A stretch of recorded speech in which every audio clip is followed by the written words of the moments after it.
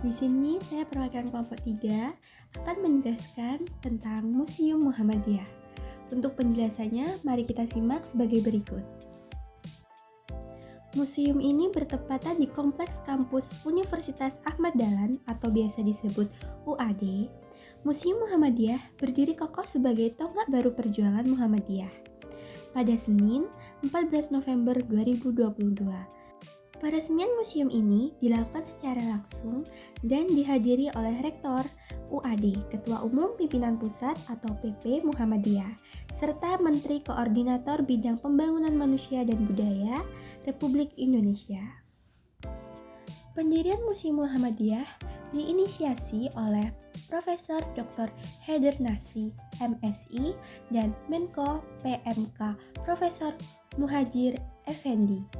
Pembangunan fisiknya telah dimulai sejak tahun 2017 dan dilakukan dalam 3 tahap, yaitu pembangunan struktur gedung museum, pembangunan arsitektur, dan pembangunan mekanial, elektrial, serta konten museum. Meskipun pengelolaan museum belum sepenuhnya selesai, museum ini telah dapat menerima pengunjung. Museum Muhammadiyah dikonsepkan ramah anak, perempuan, dan disabilitas. Museum ini menggunakan teknologi IT untuk menjelaskan storytelling tentang perjalanan Muhammadiyah. Dari 4 lantai yang dimiliki, lantai pertama memuat historiografi Muhammadiyah, sedangkan lantai kedua adalah ruang pamer tematik Muhammadiyah untuk bangsa yang dapat membuat pengunjung merasakan masa lalu, masa kini, dan masa depan.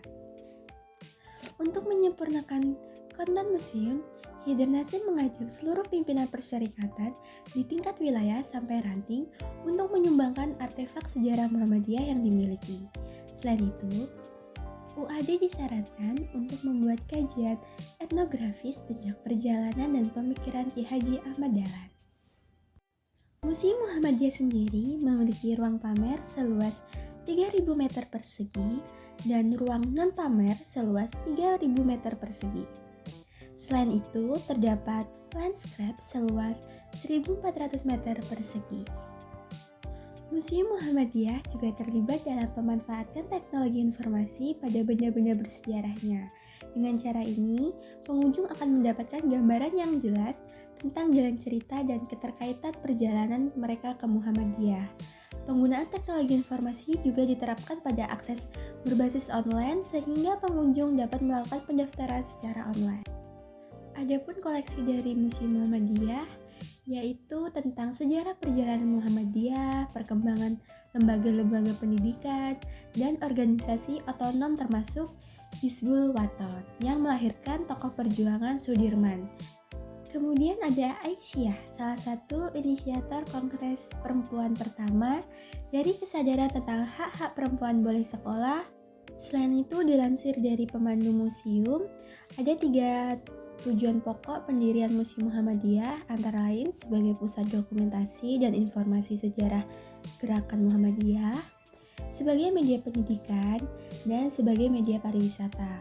Museum yang terletak di kota kelahiran Muhammadiyah ini akan menjadi pusat unggulan dari gerakan Islam Indonesia, sebuah gerakan yang berasal dari Kauman, sebuah kampung di depan Keraton Yogyakarta di Ningrat, yang telah berkontribusi besar dalam merawat nilai luhur bangsa. Pendirian museum ini dilakukan dalam beberapa tahap yang cukup menguras tenaga dan pemikiran, mulai dari tahap perencanaan sampai persiapan pembangunan. Dalam tahap persiapan dilakukan penjajakan dan pengawasan terhadap cara perolehan materi-materi yang akan ditampilkan di museum. Kedua, tahap pendispleyan materi. Nah, tahap ini akan dilakukan penataan terhadap material-material yang sudah ada berdasarkan klarifikasi dan urutan kejadian, khususnya peninggalan yang bersifat living moment, dokumentasi, dan informasi yang tidak hanya disajikan di museum, namun di situsnya, sehingga peninggalan tersebut akan menjadi bagian dari pengolahan koleksi museum. Museum Muhammadiyah ini didirikan sebagai upaya sungguh-sungguh pendokumentasian secara komprehensif sejarah dan hasil karya Muhammadiyah. Mengingat Muhammadiyah adalah organisasi kemasyarakatan Islam terbesar di Indonesia yang lahir dari situasi kolonialisme angkut dari rahim Islam dan spirit lokal atau Yogyakarta.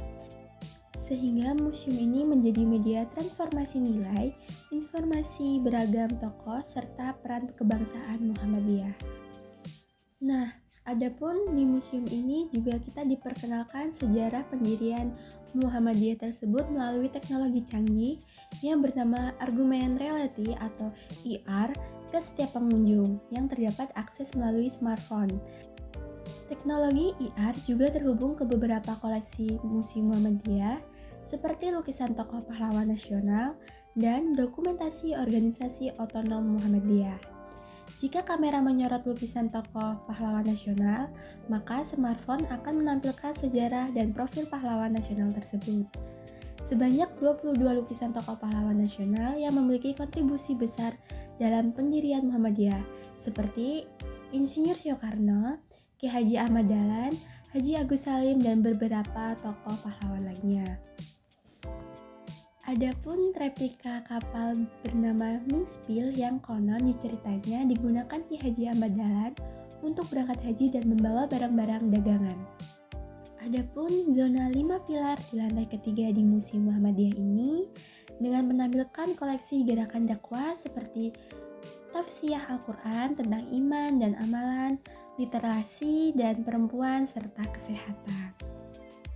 Seperti yang saya sebutkan di awal tadi, di lantai 4 merupakan zona organisasi otonom Muhammadiyah yang terkait perkenalan beberapa organisasi seperti Mahasiswa Muhammadiyah, Hizbul Wathan, Pemuda Muhammadiyah, Rusia, Masyarakat Rusia, Ikatan Pelajar Muhammadiyah, dan Bapak Ibu